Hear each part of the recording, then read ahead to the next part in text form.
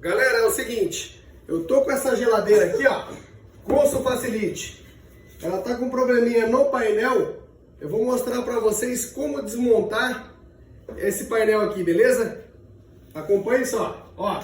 Primeiro passo, ó, a gente vai tirar aqui, ó, esse adesivo aqui, ó, frontal, certo? Vou deixar aqui em cima, ó. Vou abrir a porta aqui da geladeira. Veja só, ó. Ela tem umas travas aqui, ó. Ó. São 3 travas aqui na frente, ó. Você puxa pra baixo, ó. Ó. 2. Ó. 3. Beleza?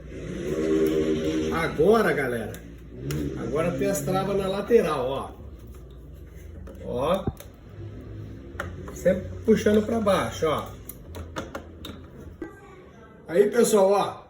A gente vai destravando aqui, ó. Pronto, destravou, ó. Olha só. Saiu a parte frontal aqui, ó. Saindo a parte frontal, você tem acesso à placa dela aqui, ó. Tá? Placa dela, mesma coisa. Ela tem as travinhas aqui, ó.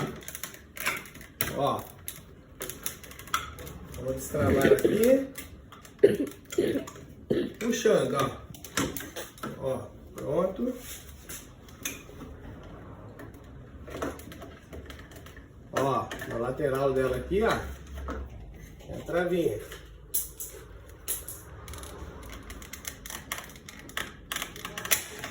Pronto. Do outro lado. Beleza. Ó. A gente já removeu a plaquinha aqui, ó. Tem acesso agora a ela. Vamos ver aqui dentro aqui como é que é.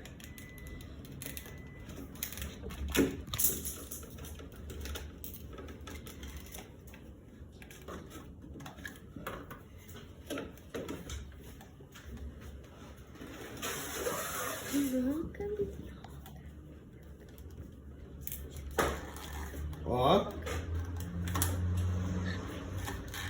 Não tem parafuso essa geladeira aqui, ó, para desmontar a plaquinha, tá?